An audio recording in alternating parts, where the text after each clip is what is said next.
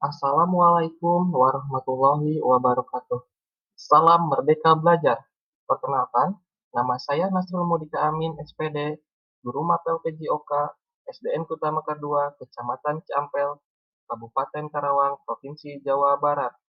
Setelah mengikuti pelatihan mandiri Merdeka Mengajar, yang mana terdiri dari 7 topik, nah pada kesempatan kali ini akan melaksanakan aksi nyata pada topik yang pertama, yaitu Merdeka Belajar, menyebarkan pemahaman Merdeka Belajar. Setelah mempelajari topik tentang Merdeka Belajar, yang pertama diharapkan kita dapat memahami gagasan dan prinsip pendidikan berdasarkan pemikiran Ki Hajar Dewantara. Kemudian yang kedua yaitu memahami untuk memfasilitasi murid agar tumbuh sesuai dengan kodratnya. Dan yang ketiga yaitu penerapan pembelajaran yang memerdekakan murid. Bapak Ibu guru hebat, dalam topik Merdeka Belajar dapat 5 poin modul, yakni modul yang pertama mengenali dan memahami diri sebagai pendidik. Modul yang kedua yaitu mendidik dan mengajar. Modul yang ketiga yaitu mendampingi murid dengan utuh dan menyeluruh. Modul keempat yaitu mendidik dan melatih kecerdasan budi pekerti. Serta modul yang kelima yaitu pendidikan yang mengantarkan keselamatan dan kebahagiaan.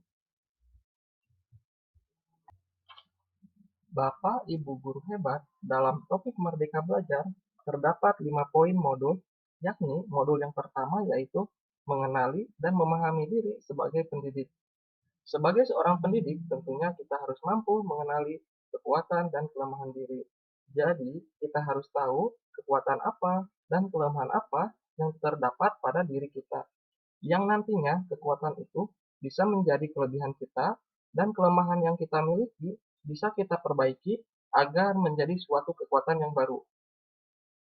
Kemudian yang kedua yaitu mengenal karakteristik dan kebutuhan peserta didik.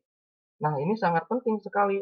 Kita harus bisa mengetahui dan mengenal karakteristik dan kebutuhan peserta didik kita agar kita bisa menyesuaikan metode atau cara mengajar kepada peserta didik kita. Yang ketiga, pendidikan berperan penting pada perkembangan peserta didik sesuai dengan perkembangan zaman. Nah, kita sebagai seorang pendidik wajib hukumnya untuk menyesuaikan cara mengajar kita dengan perkembangan zaman.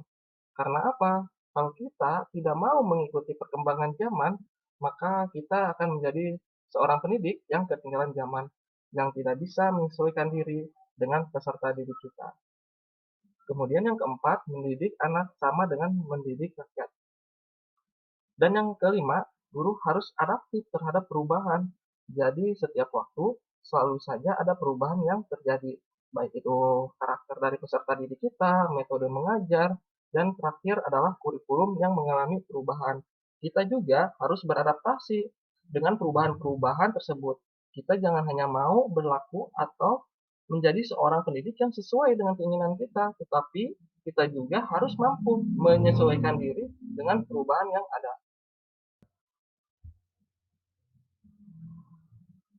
Isi di modul yang kedua, kita diberi ilmu mengenai mendidik dan mengajar. Nah, mungkin kebanyakan dari kita menganggap bahwa mendidik dan mengajar adalah dua hal yang sama, padahal mendidik dan mengajar adalah dua hal yang sangat berbeda. Kebanyakan dari kita sebagai seorang guru hanya mengajar saja, hanya menyampaikan ilmu-ilmu pengetahuan. Tetapi, kadang kita suka melupakan yang namanya mendidik. Pengajaran merupakan bagian dari pendidikan. Jadi, penyampaian ilmu pengetahuan, materi, itu masuk ke dalam pendidikan. Kemudian yang kedua, pengajaran merupakan cara menyampaikan ilmu atau manfaat bagi hidup peserta didik secara lahir dan batin. Jadi dalam pengajaran itu kita menyampaikan ilmu kita dan dikaitkan dengan kehidupan sehari-hari sehingga ketika siswa atau peserta didik menghadapi masalah-masalah di dalam kehidupannya, mereka dapat menyelesaikannya dengan mudah. Kemudian mendidik adalah menuntun segala kodrat yang ada pada peserta didik sehingga dapat mencapai keselamatan, kebahagiaan setinggi-tingginya. Nah, inilah tujuan akhir kita sebenarnya, adalah kita membuat peserta didik kita selamat dan bahagia. Selamat dalam artian mereka mampu menyelesaikan masalah-masalah yang mereka hadapi di kehidupan sehari-hari. Kemudian pendidikan tidak sekedar memberikan pengetahuan, namun mendidik keterampilan berpikir dan mengembangkan kecerdasan batin peserta didik. Kemudian sistem Among, ing ngarso sung tulodo, ing madio mangun karso, tut huri handayani. Nah, sistem Among ini berdasarkan filosofi dari Ki Hajar Dewantara, di mana beliau mengatakan bahwa ing ngarso sung tulodo, ing madio mangun karso, tut huri handayani.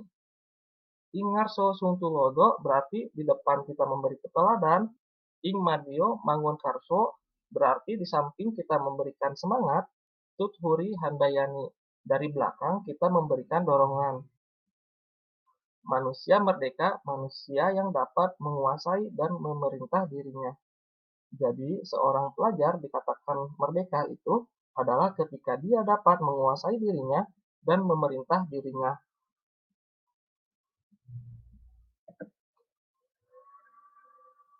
Selanjutnya, yang ketiga adalah kita mempelajari tentang cara bagaimana mendampingi murid dengan utuh dan menyeluruh. Pendidikan bergerak secara dinamis, menyesuaikan keadaan dengan cepat. Jadi pendidikan itu selalu berubah setiap waktunya. Kita sebagai pendidik harus mampu menyesuaikan perubahan-perubahan tersebut agar kita bisa menyelesaikan diri saat kita mendampingi dan mengajar peserta didik kita di dalam kelas. Kemudian setiap peserta didik terlahir dengan kodrat alamnya masing-masing.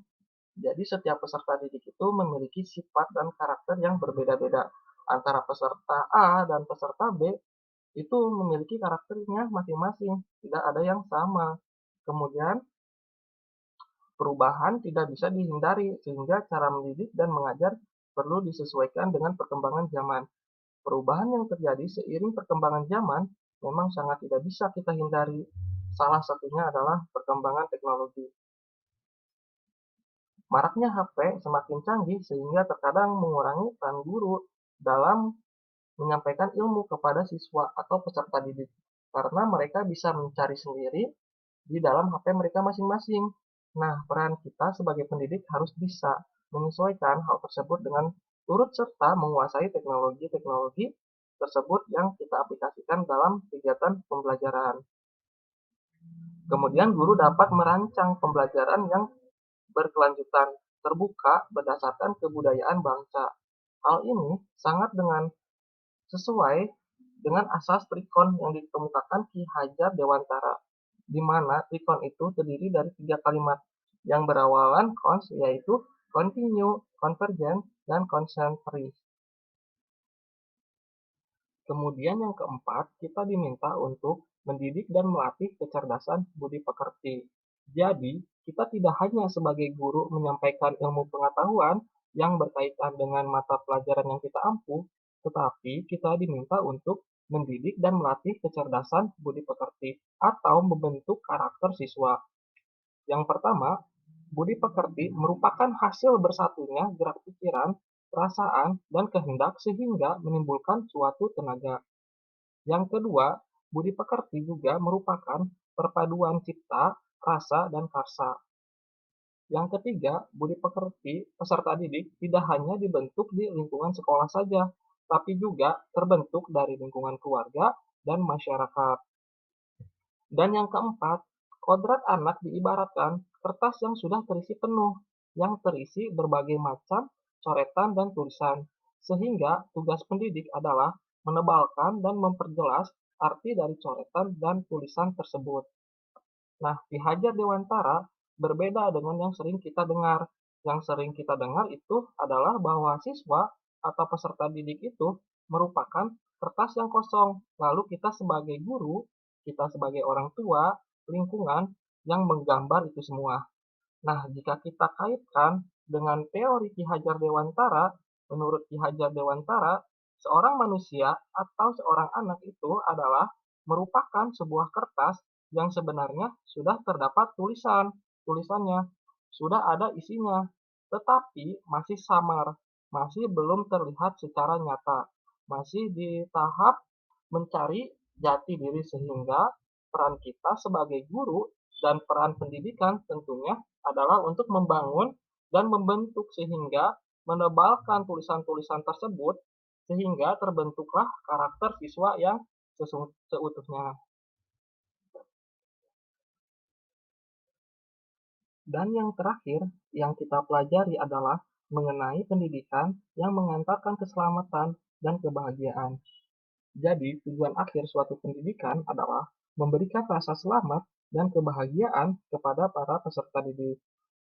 Yang pertama, sebagai seorang guru, tidak hanya mengajarkan ilmu pengetahuan saja, tetapi guru harus mampu membimbing dan memantau peserta didik untuk mencapai pemahaman yang bermakna. Jadi kita sebagai guru jangan hanya sekedar menilai peserta didik dengan menggunakan angka, tapi cobalah kita juga melihat prosesnya. Belum tentu siswa yang nilainya atau nilai secara angkanya itu rendah, itu dia tidak paham. Banyak faktor yang dapat mempengaruhi hal tersebut. Jadi, mulailah dari sekarang kita menilai proses dari seorang peserta didik. Kemudian yang kedua, perspektif guru tidak selalu sama dengan perspektif peserta didik. Jadi, cobalah kita mulai dari sekarang mengubah sudut pandang kita, jangan hanya sebagai pendidik kita melihat dari sudut pandang kita sendiri, tetapi cobalah kita juga melihat dari sudut pandang peserta didik, karena pasti hasilnya akan berbeda. Daripada kita hanya egois dengan kemauan dan keinginan kita sebagai seorang pendidik, karena jika kita juga memposisikan diri kita sebagai peserta didik, pasti akan menemukan jawaban mengapa peserta didik bisa bersifat atau berlaku seperti itu. Kemudian, yang terakhir adalah fungsi pendidikan adalah mengantarkan peserta didik agar siap hidup dan mampu mengisi zamannya. Jadi, pendidikan yang secara utuh dan menyeluruh itu sebenarnya tujuan akhirnya adalah menyiapkan peserta didik agar siap saat terjun ke dunia nyata.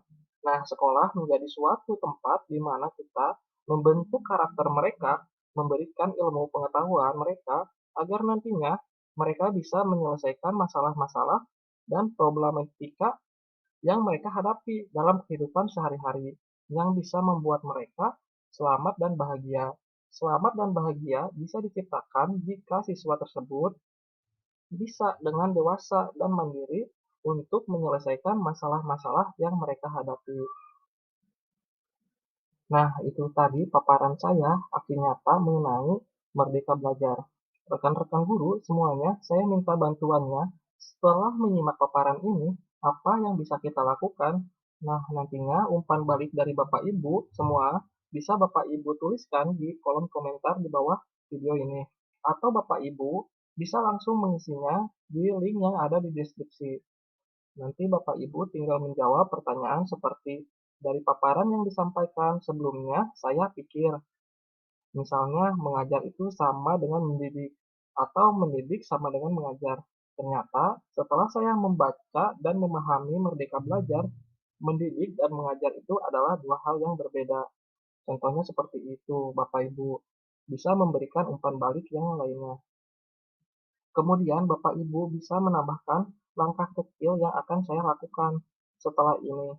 Adalah mungkin Bapak Ibu akan mulai merubah sedikit demi sedikit cara Bapak Ibu dalam mengajar, dalam menyikapi problematika yang dihadapi oleh peserta didik, dan masih banyak yang lainnya. Nah, sekian penyampaian dari saya. Terima kasih, tetap semangat, dan salam Merdeka Belajar. Wassalamualaikum warahmatullahi wabarakatuh.